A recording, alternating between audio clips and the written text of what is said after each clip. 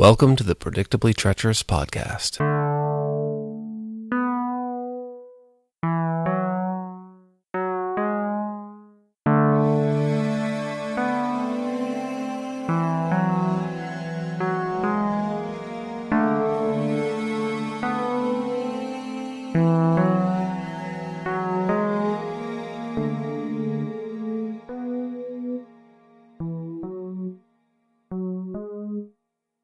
Welcome everyone to the Predictably Treacherous podcast. Today's episode is Death Lends a Hand, starring Robert Culp and Ray Milland. This is episode 2 of season 1. This episode was directed by Bernard Kowalski and written by Richard Levinson and William Link. The original air date was October 6, 1971, and the runtime, 73 minutes. Let's get right to the episode summary. Arthur Kennycut is a newspaper mogul. He's married to a much younger woman and suspects she's having an affair. Kennycut has hired the firm Bremner Associates to have his wife's activities investigated. Bremner's firm finds that Mrs Kennycut has been cheating, but Bremner offers her a chance to pass information to his firm in exchange for their silence. She refuses the offer and turns the tables on Bremner by threatening to expose his deception to her powerful husband. The murder scene. The opening scene has Bremner shooting a pistol at a target at an indoor gun range. He stops and in a display of his pompous arrogance, holds the gun in the air and says, "This one is as crooked as a dog's hind leg." He puts the gun down and turns around to walk out of the room where a yes man is waiting to brief him on their progress on several cases. He walks hurriedly back to his office where he waits a few moments for Arthur Kennycut to arrive, Ray Milland, who is in turn briefed about an ongoing investigation into his wife's infidelities. Bremner lies to Arthur Kennycut, telling him that his firm has found no evidence that Lenore has been unfaithful. Kennycut is surprised and relieved. He leaves happy. Bremner enters the room adjacent to his office where Lenore has been listening over the intercom. She is at first a bit confused about why he did this until he explains that his firm lives off information and her husband owns 3 newspapers. He wants her to be an information funnel, a good listener, quote, is what he calls it. He doesn't imply that he will tell her husband the truth if she refuses, but he asks her to think about his request and they can talk again later. She leaves a little stunned. The next scene we have Bremner arrive at his beach house in the evening. I love this place. The deep pile shag rug, the gray wall-to-wall, the low furniture. Look at that couch. It's 6 inches off the ground. And the art. He has a Joseph Albert, homage to the square, right by the door. And he has a piece on the wall near the door that I think might be a Kandinsky. Mrs Kennycut is in the house. She let herself in. She and Arthur have a beach house 3 miles away, so she just walked over. She mixed herself a drink. She's a little bit brazen with Bremner, considering that he's trying to blackmail her. She's quite forward and assertive. Bremner seems a little annoyed. He makes himself a drink and lights a cigarette while she speaks. She asks him if there were many other rich man's wives that he has bribed and if they all capitulate easily. Bremner looks impatient now, like he's expecting a refusal. She tells him no. She will not go along with his proposition. Bremner says he'll have to tell her husband the truth about her affairs. Then she makes a big mistake. She tells Bremner that she's going to be honest with her husband about her affair, and she's going to tell him about Bremner's business practices. Bremner freaks out. He grabs Mrs Kennycut and he shakes her. Then with a slow motion backhand, he knocks her to the ground. And on the way down, she smashes her head on a glass table. Dead. Next, there is a weird montage scene where the camera looks into Bremner's eyeglasses and freezes the shot. Then a series of scenes appear in his glasses showing him wiping fingerprints, cleaning the drinking glasses, removing her jewelry, and finally him driving to a construction site to dispose of the body in plain sight. The Columbo intro.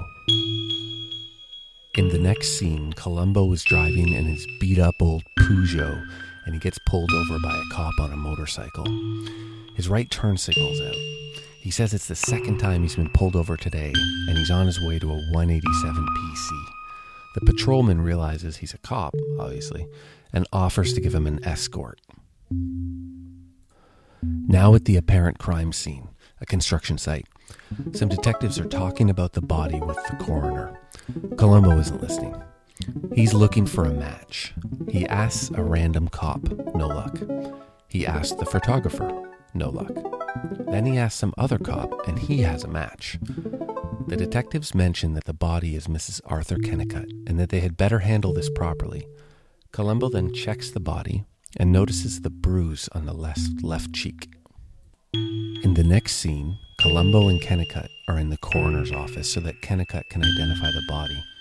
The sheet covering the body is removed.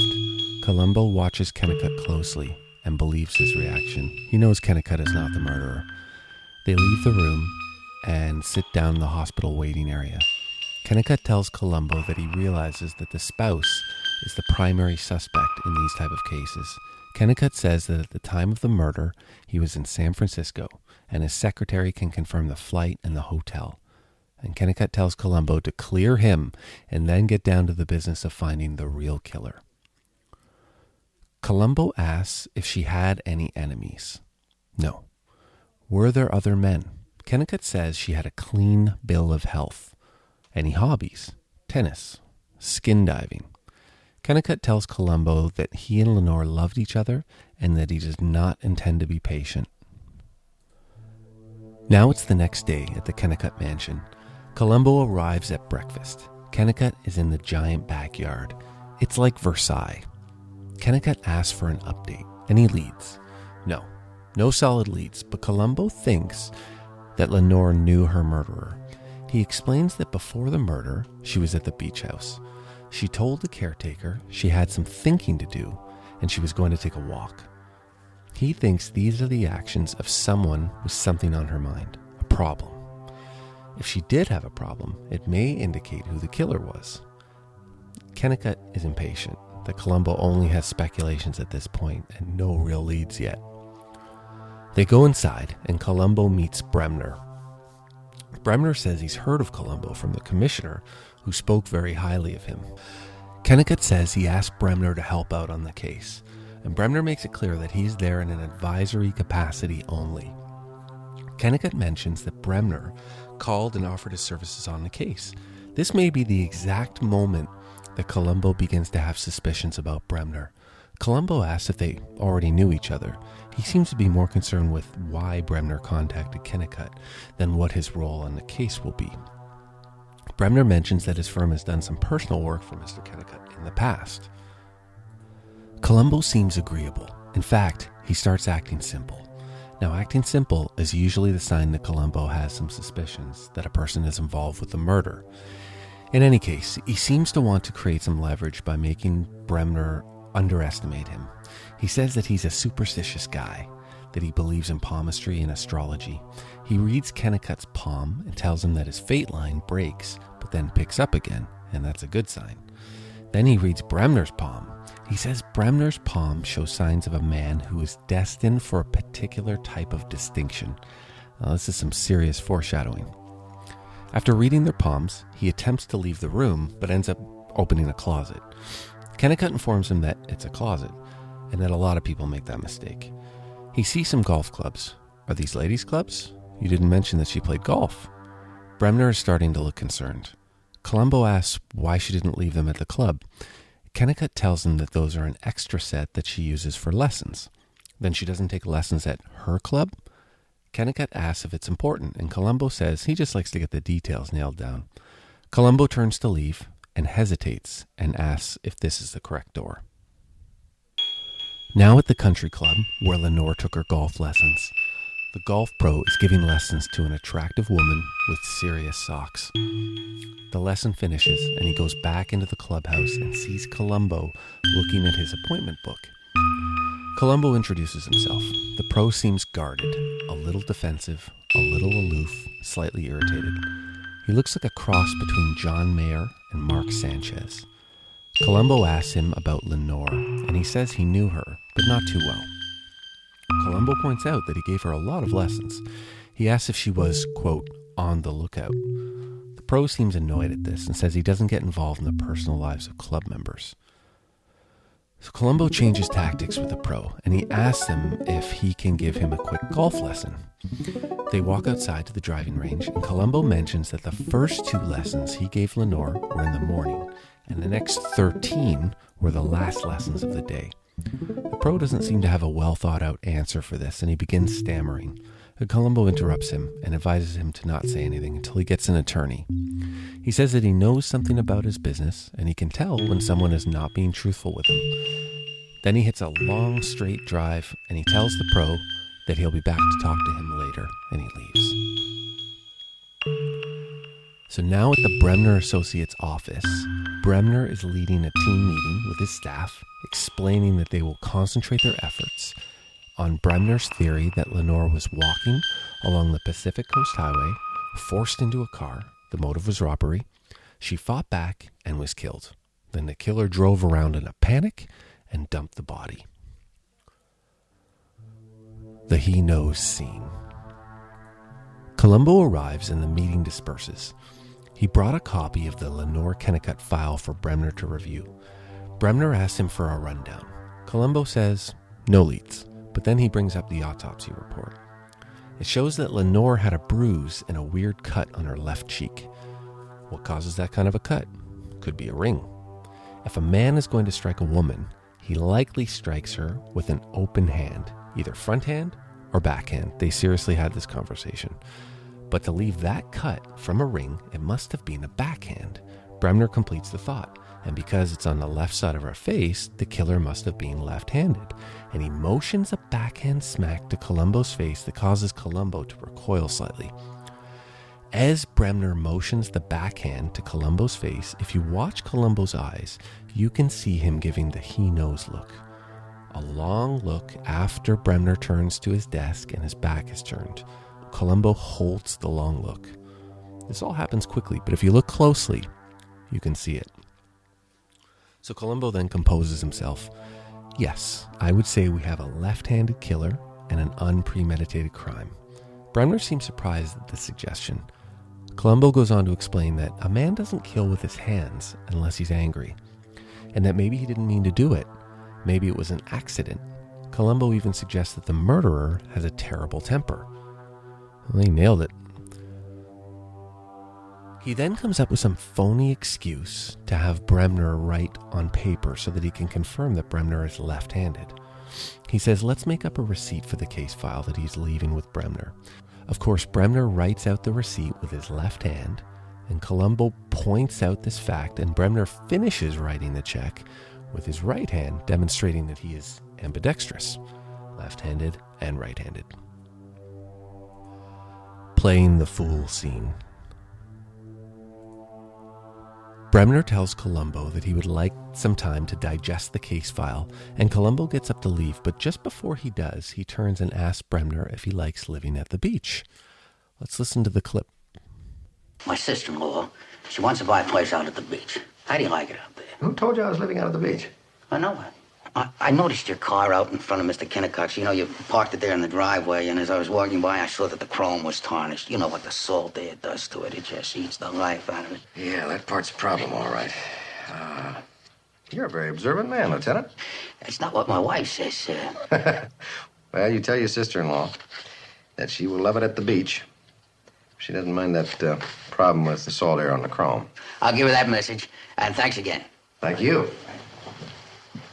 Oh, say, have you ever been to Mr. Kennycut's house?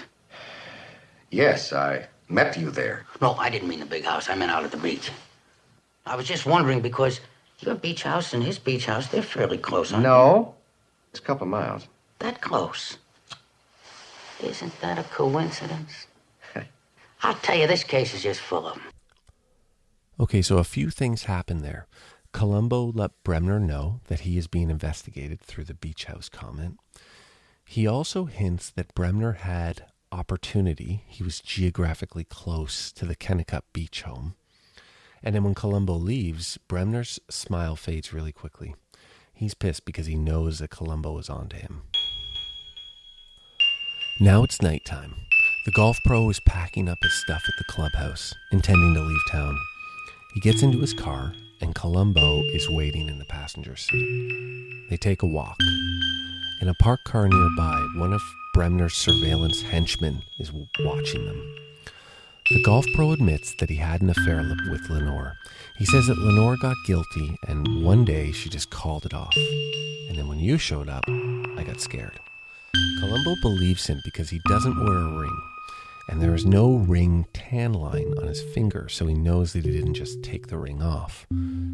Columbo asks if Lenore would have come to him if she was concerned about anything. He says no, but that he was concerned because there was a man following them. He gives Columbo a description of the man who followed them: crew cut, military type. Meanwhile, the surveillance guy calls Bremner to inform him that the golf pro and Columbo are talking. Bremner hangs up and calls Leo, who fits the description that the golf pro gave. He sends Leo away, thinking that Columbo will try to speak with him and be able to confirm that Bremner's firm knew about the affair. The next day, at the Bremner Associates building, an employee is giving Columbo a tour of the cutting-edge technology. Reel-to-reel computer, company cars with telephones of sorts, and metal detectors. The hapless tour guide starts blabbing about an incident involving a client. Bremner comes out of his office and overhears the employee.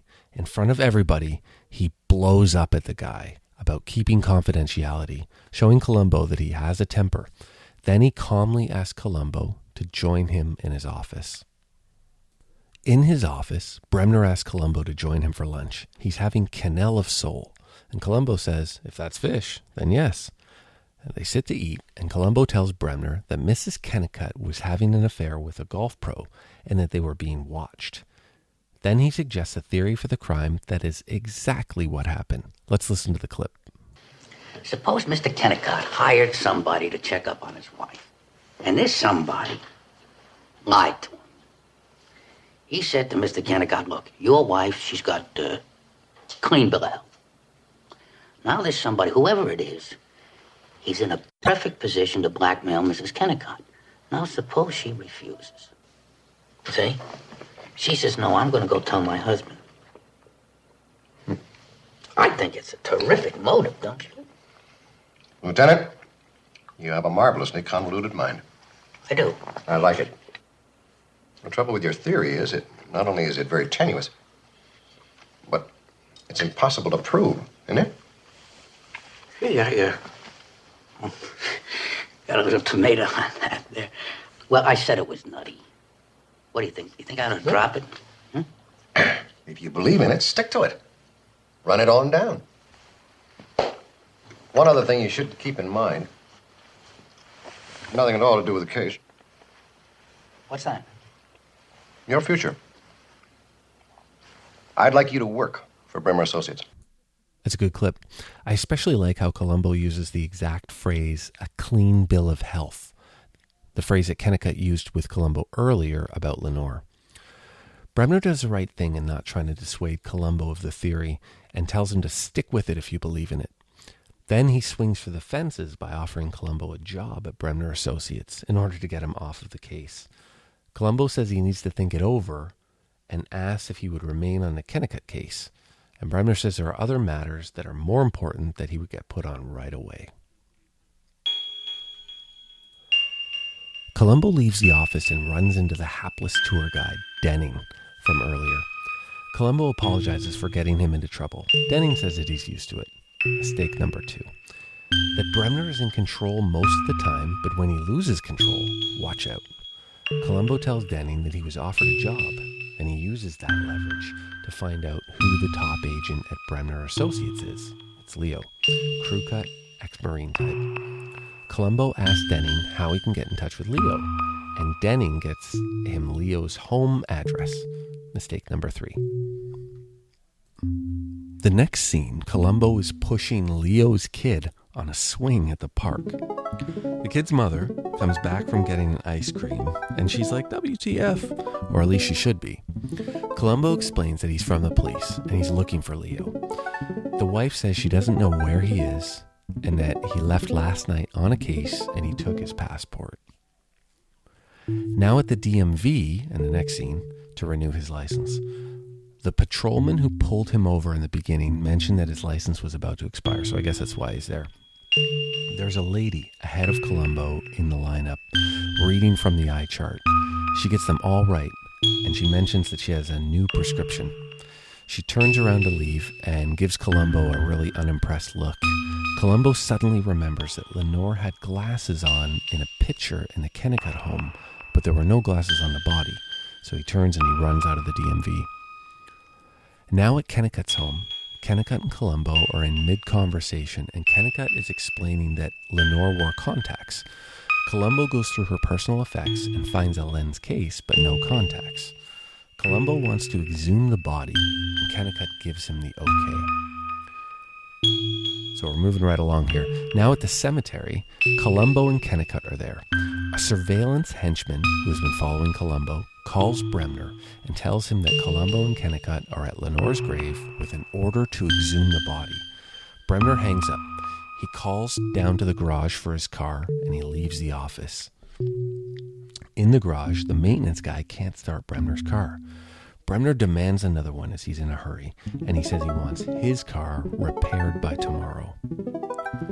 Bremner arrives at the cemetery and gets in Kennicut's limo. He expresses his disappointment at the futility of what they're doing. Columbo comes over to the car window and says that the coroner has confirmed that a contact is missing from the body. Bremner says it could be anywhere. She could have lost it before she was killed. Now this is the setup. Columbo says that he wishes that the killer knew about this development.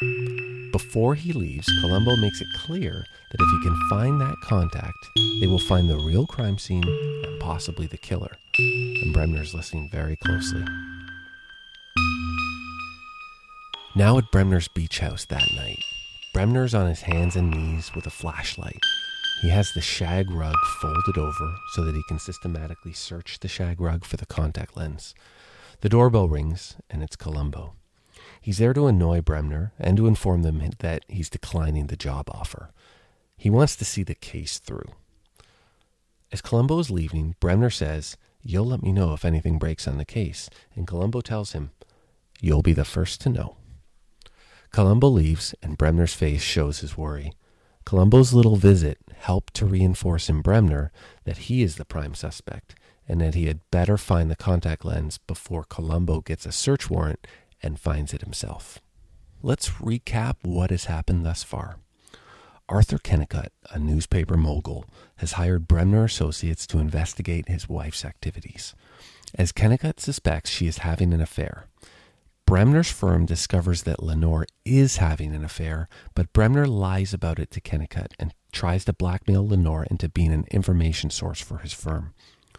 Lenore refuses Bremner's offer and threatens to expose his business practices. Bremner strikes Lenore in an angry outburst, and she is accidentally killed. Kennycut hires Bremner's firm to assist Columbo in the investigation into Lenore's murder. Bremner tries to lead Columbo away from the truth, but Columbo slowly gathers circumstantial evidence that points to Bremner as the murderer. The get scene. Picking up where we left off, Columbo had just left Bremner's beach house. Bremner calls the maintenance guy from the underground parking at Bremner Associates and confirms that his car is being serviced at the mechanic's. He drives to the mechanic's garage and jimmies the back door lock to gain entrance. It's dark inside. He unlocks the trunk of his car and gets in with the flashlight. He searches the trunk and finds a lens. He gets out of the trunk and closes it, and the lights in the garage turn on, and there are several cops, including Columbo and Kennycut there. Columbo asks Bremner to explain his actions. Let's listen to the clip. Mind telling us what you're doing? I'd say that was none of your business, Lieutenant. Well, if you say so, but it's going to be kind of hard to explain, isn't it? I mean, breaking and entering, that's against the law. Checking the trunk of your car? What in the world were you looking for? Papers. For a case. I thought they were here. It's an emergency. Why don't you admit it? You were searching the trunk because that's where you hid the body. All right, what's the next step? Why don't we go downtown and talk it Am over? I under arrest? I guess you could On say what so. evidence? I think it's going to be more comfortable downtown. All right. Let's get this farce over with. Grab his arms. It was an accident, Arthur. It wasn't premeditated. I hardly knew your wife. I didn't want to hurt either one of you. And there we have it. A good episode. Now, I don't like to get too bogged down in the believability of some of the logical leaps. I mean that when watching an episode, you should apply a heaping spoonful of suspension of disbelief in order to allow yourself to enjoy the experience. For example, I don't question why Miss Kennycut died after being backhanded and falling on a glass table. She could have had a pre-existing condition that we aren't privy to that would make a blow to the head fatal. It's not important, really. What is important is that an accidental murder took place, not the believability of it. That being said, it is somewhat distracting when there are sloppy plot points. Okay, for example, after Bremner admits to the crime and is taken away, Columbo tells Kennycut that there was no missing contact on the body, and Kennycut rightfully asks whose contact was in the trunk, and Columbo says, "Who knows?" What? I bet if you searched 1,000 random car trunks, you would find 0 missing contact lenses. Why not just write that the contact lens was missing from the body and that Bremner found the actual contact lens in the trunk? That's highly improbable, but not impossible. Or if you want to maintain the storyline that Columbo lied to set up capturing Bremner, don't make him find the lens in the trunk. Just turn on the lights in the garage and catch him in the act of searching the trunk and have him confess. I think maybe the writers wanted Columbo to seem devious by lying about the lens and trapping Bremner, but they felt that Bremner needed to find what he thought was the lens to be compelled to confess to the murder. So in my opinion, it's a bit of a stretch.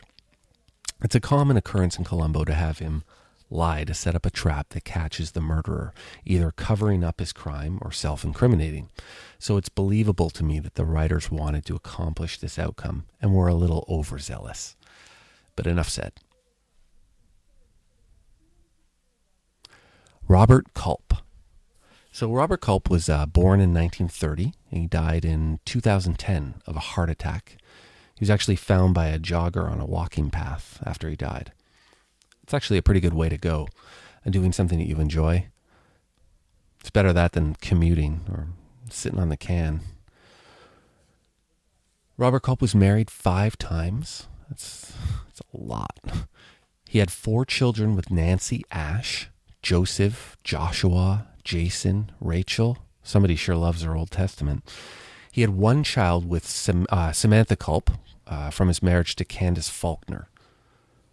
His acting career spanned from 1953 to his death in 2010. His other acting credits, he was a recurring character on a show called Trackdown from the late 50s. Greatest American Hero from the 80s. Everybody Loves Raymond, unfortunately, of the late 90s and 2000s. I guess he was best known for I Spy, a series in the 60s, where he co-starred with infamous Bill Cosby. He's been in a slew of other middling TV shows, TV movies, and regular movies throughout his career. As far as Columbo episodes go, he's obviously in this one. He was also in Season 2, The Most Crucial Game, and Season 3, Double Exposure, which I have ranked for me as a top 5 episode. Also, Robert Culp is my number 2 ranked Columbo villain on my personal scale. Culp is he's a great villain. He's more of a pompous arrogance, as opposed to Cassidy, who's like a smooth arrogant. Okay, Pat Crowley, who played Lenore Kennycut. We're going to skip Ray Milland because he actually appears in another Columbo episode. We're going to talk about him there. So Pat Crowley, born in 1933, still alive and kicking, as of the podcast date. She's been married twice. She had 2 children in her first marriage to Ed Hook Stratton, good name, an entertainment lawyer. And she's been married to the much younger Andy Friendly, another great name, who is largely a producer since 1986. Okay. Throughout her career, she was commonly confused with Kathleen Crowley. She's a contemporary who appeared in many of the same TV series, although they never appeared together in the TV series, and they're not related. This sounds like it could have been a good movie itself. And Pat and Kathleen could have each been cast as themselves and made up to look more alike. They could have been rivals, like in a Poe short story, like the William Wilson. And the audience could be left wondering whether both characters actually exist or whether only one exists and one just exists in the other one's mind. All right, we're a bit off the rails. She was active as an actor between 1950 and 2012.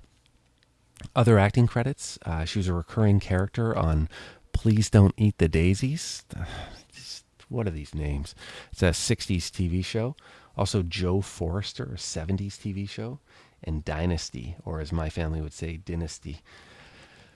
She had a slew of other TV shows, TV movies, and movies throughout her career. This is her only Columbo appearance. She did a good job. She was a good, I don't want to say foolish, like a foolhardy victim, as any victim should be. I mean, showing up at the home of a person who's blackmailing you alone at night and then threatening him. It's a little bit foolhardy. Okay. I give this episode rank 22nd of 43. That's very particular, I know, from the original 70s run. It's a good episode, but ultimately kind of middling, right? Next week on the Predictably Treacherous podcast, Dead Weight starring Eddie Albert and Suzanne Plachette. Here's a brief summary. A retired military general resorts to killing his business associate in order to sever ties to an ongoing investigation into shady business practices. When a witness surfaces, the general meets her on the battlefield of love. Meanwhile, Columbo must convince her that the general is not what he appears to be. Tune in next week.